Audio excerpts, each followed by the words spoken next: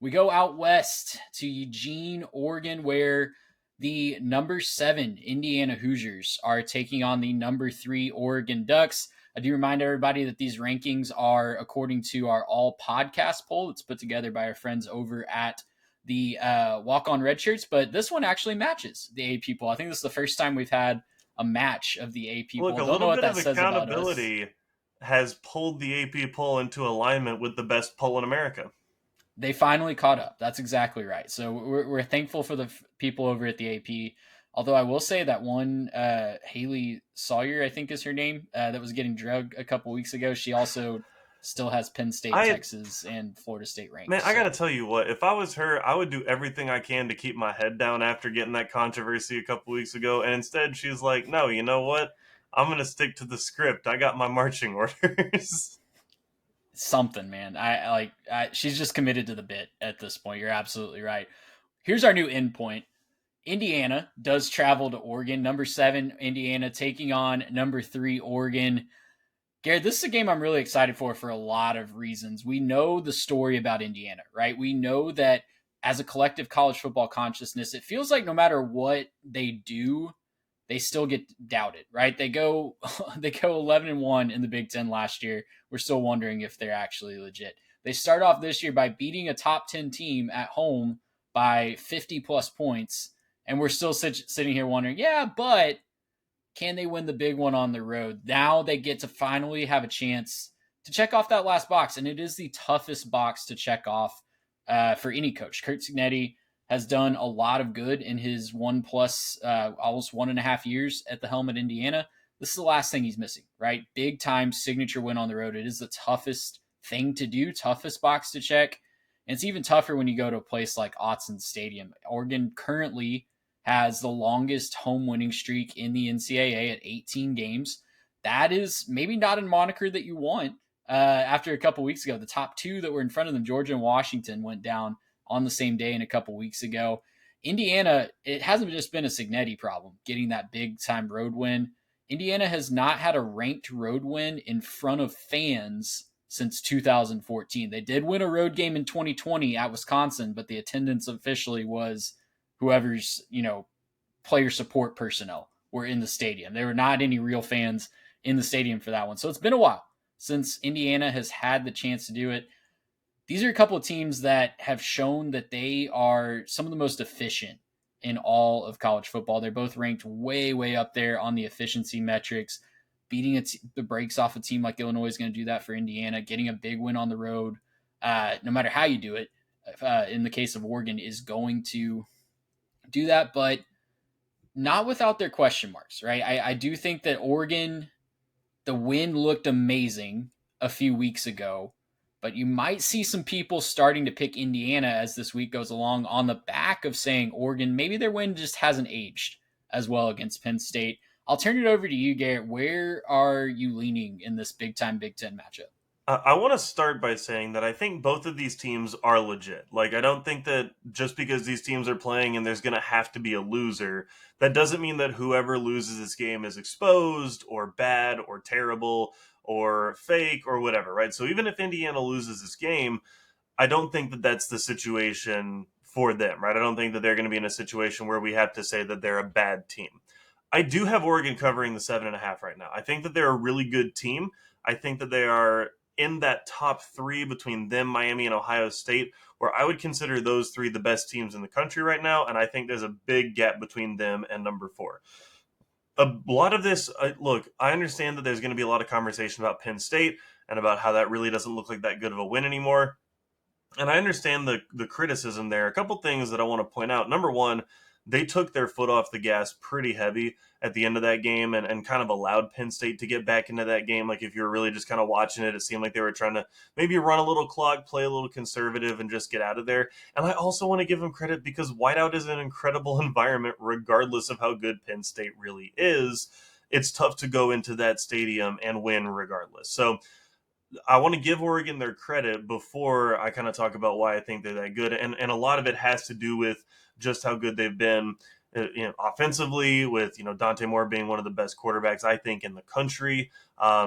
Extremely efficient playing at a very high level. They've got playmakers all over the field. They're running the ball extremely effectively, and that I think makes them a very difficult offense to defend. Now, flip it over to Indiana for a second to just kind of explain my nitpicking here. Okay, Indiana's a very good football team. And unfortunately, when you're a very good football team, we get to nitpick you. We get to kind of sit there and say, hey, I think that I'm going to find the little things that you're not quite perfect at. They're extremely run dependent, I think. I think that they're very dependent on establishing the run. They ran for 300 yards in their first several games. And then last week, or I guess 2 weeks, but it's when they played Iowa, they looked a little mortal. Like, this was the first time they looked mortal on the ground, and it ended up being a closer game than it probably should have been because they only ran for like 100 yards. I think that's where you start to look at this one and say, yes, Autzen, yes, that's a tough environment, obviously, but compounding with that, Oregon's only given up 3.4 yards per carry on the ground right now. And I think that's going to factor into this pretty well. For me, I think that home field's a big deal. I think these are two teams that you have to find a way to find the little details between the two of them. And for me, just looking at this and trying to figure out where the difference is, I think home field matters. I think that the efficiency matters out of this offense for Oregon. And I think that they're going to hear a lot of it too. That's one of the things that I think Dan Lanning does extremely well is he does a really good job of motivating his team based on perception. And if he can find one article that says Oregon's not actually that good because Penn State lost, he's going to find it. He's going to pump that straight into their veins. We're going to get a pregame speech highlight video where he's, using all the bad words in the playbook and saying everything he can to pump up his team. I love it, and I love the energy. I still think that they need to maybe prove it against a team like this, Indiana, but I think that they do. I think it's a statement win at Autzen. I see this being one that stays close and then they put it away late with a late touchdown, holding the ball with 2 minutes left, and then they go up 10 or something like that. So I think I'm going to pick this one to be a little bit lower on the scoring side because I do think these are two very good defenses. But I'm going to pick something along the lines of like a 27-17 final score, with Oregon coming out on top and establishing themselves as one of those top three teams in the country.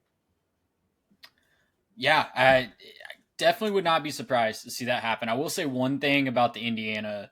So I guess I'll say two things about the Indiana Iowa game.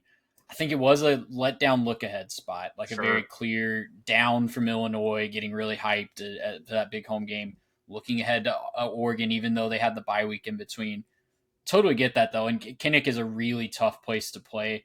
Not as tough as Autzen, but a tough place in its own For right. sure. For sure. I also wonder what their rushing total would be without that bad beat of the century play at the end, where Mendoza ran all the way back to the end zone and took the safety. But I I'm guess not. I'm I'll not gonna. calculate that one out next week or something. I'll make sure I get that Yeah, one calculated.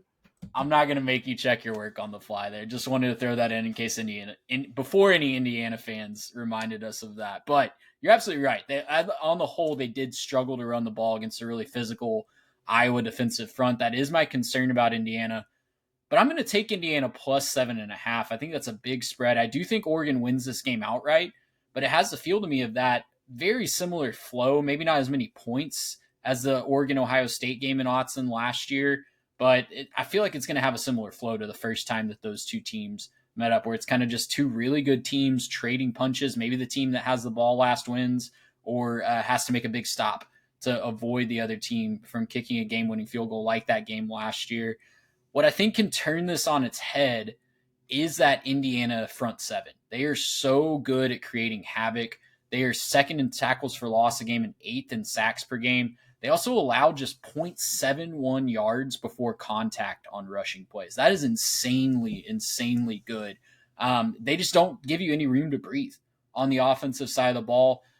Oregon's offensive line has held strong, but they haven't exactly been world beaters at time, pun not intended with world the tackle there. But they held strong against Penn State, right? They did hold Penn State to just one tackle for loss, no sacks. That was a big time performance, especially on the road, but they have shown some cracks in some of their other games against weaker competition. So just something to monitor there.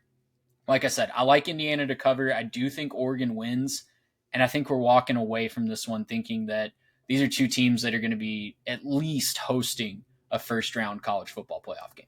Yeah, it's It's unfortunate because I do think whoever loses this game gets way too penalized, having the one loss, and then there's enough good teams in this country right now that I think there's going to be a lot of people that end up kind of jumping them, and we could see that whoever loses might fall out of the top 10, Indiana especially, but Oregon, if they lose, I think could drop out from the top 10 with something like this, and giving the Penn State lot or win with how bad Penn State's looking, maybe that could factor into it too.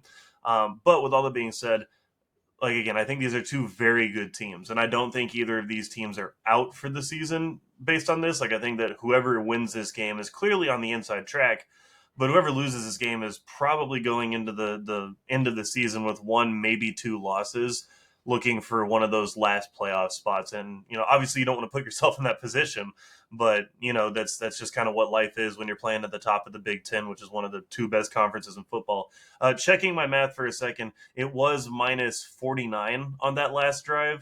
So you can add another 49 yards to that and call it 153 if you really That want. sounds a little better. That'll That'll hurt your sounds a little numbers. better, I guess. I mean, we'll call it all the same for the stat sheet. Fortunately, they only called it team rushing, so they didn't like deck the Oh, quarterback on that's that very one. So kind. That's very kind of that's very Fernando. kind of them to help, Mendoza's line of 8 carries for 26 or something. That's nice for him.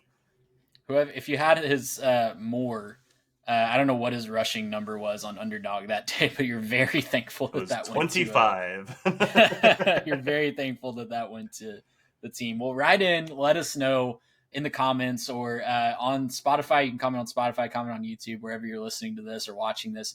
Let us know your score prediction for that big time Big Ten game out west.